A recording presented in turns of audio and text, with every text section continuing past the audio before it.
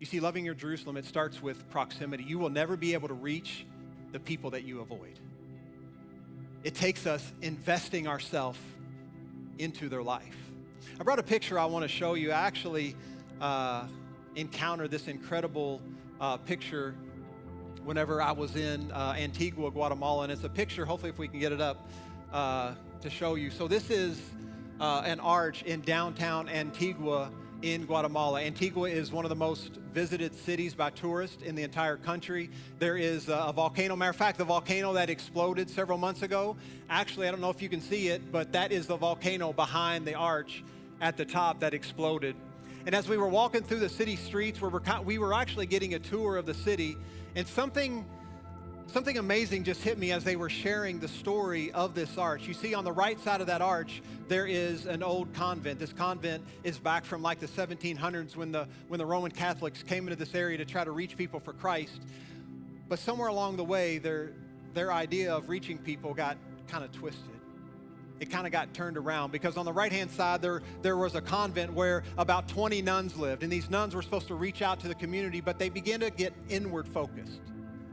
They had a little plot of land out back where they raised crops. It was a little garden, but it was only a big enough garden to support about 3 or 4 nuns, not 20. So they're like, we got to do something about this. We got to get more land. We got to have a bigger garden so that we can be self-sustaining.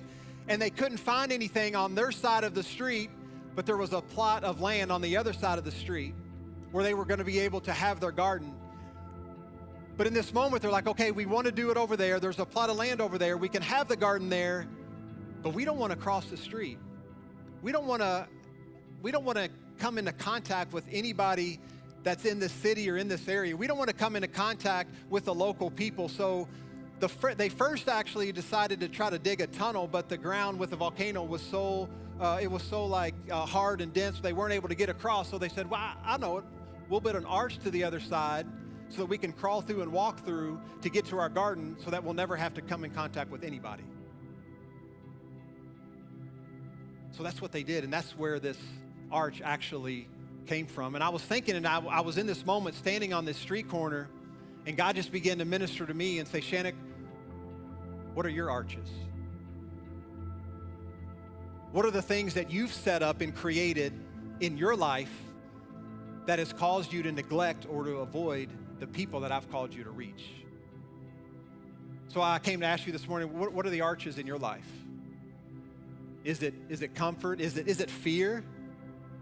Are we so afraid of what people might think? Are we so afraid that we might not have the words or might not be able to express what we feel? So then we just avoid having contact with people. We avoid creating friendships. We avoid talking about anything because we're afraid that someone might make fun of us, might look down on us, or that we might be accepted. I'm going to tell you right now that we're already approved and accepted in Christ.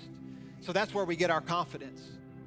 But what are the arches that need to be torn down in your life so that you can become someone who has contact with people, who is invested into people's life in such a way that they actually come to know Christ through the way that you love them?